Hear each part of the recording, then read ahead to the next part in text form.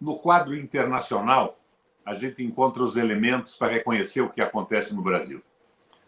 Com a Revolução Comunista na União Soviética, a Europa, na mão dos grandes detentores de dinheiro, dos grandes capitalistas, se amedrontou. Meu Deus, o comunismo vem nos atropelar também. E começou a ceder a pressões populares. Voto da mulher, legislações trabalhistas, minorias reconhecidas. E isso tudo se constituiu no que a gente conhece hoje como social-democracia, que foi a ameaça do comunismo, os movimentos populares pressionando a dominação absoluta do capital na Europa. Mas, em determinado momento, Panunzio, a Rússia cai. Primeiro a glasnost, o degelo, depois a perestroika. Vítima dos seus próprios erros. Não vamos discutir isso aqui agora. E o capital resolve ir à revanche. Não, agora nós vamos tomar tudo que fomos obrigados a dar às classes populares e aos movimentos sociais, às etnias minoritárias. E fazem isso suportados num tripé.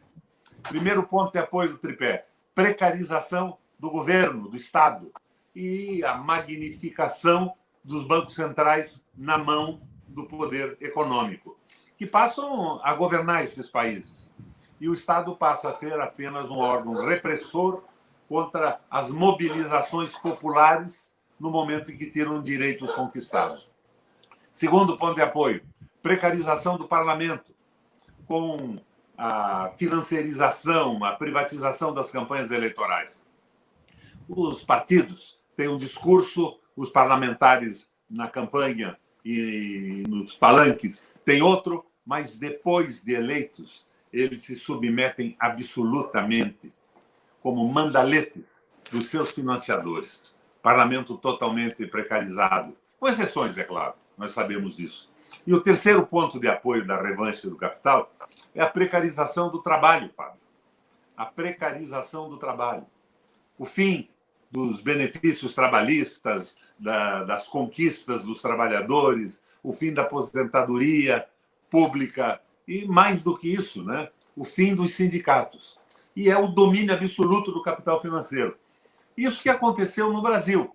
Ponte para o Futuro, feita por esse Marcos Lisboa, desse Instituto de São Paulo, para o Temer, era exatamente isso, o jogo geopolítico dos interesses do capital financeiro, comandados pelos Estados Unidos da América, liquidando a possibilidade do Brasil e de outros países serem países soberanos, países que, atendam os reclamos da sua população, seria potências meia-boca, reduzidas pela metade e totalmente subordinadas aos interesses americanos.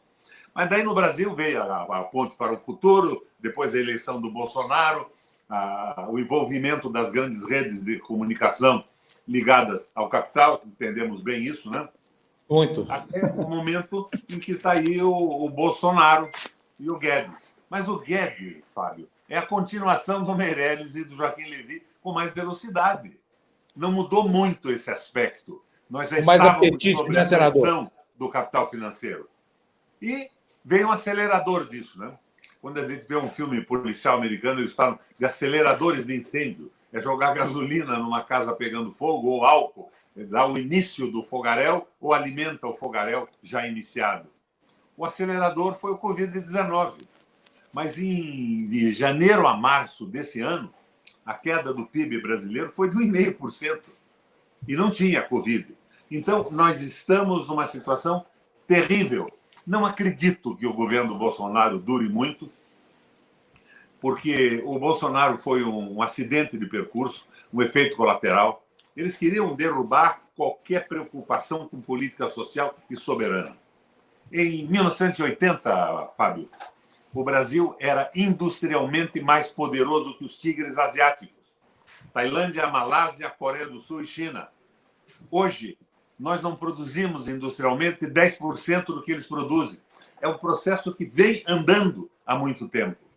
E que, por paradoxal que pareça, Fábio, foi interrompido, de certa forma, na ditadura militar. Lembra o Geisel? Autoritário, meio fascistão, mas nacionalista. Incentivou e fez crescer a Petrobras, a Escola de Engenharia do Exército, e reforçou a política das estatais brasileiras, sempre pensando no Brasil-nação. Isso acabou. Hoje nós temos o Bolsonaro, que é um fantoche, cercado por alguns militares de pijama ou sem pijama, que não se assemelham nem de perto com a inteligência e militares da ditadura, que foram objeto da nossa resistência e da nossa luta contra eles, evidentemente.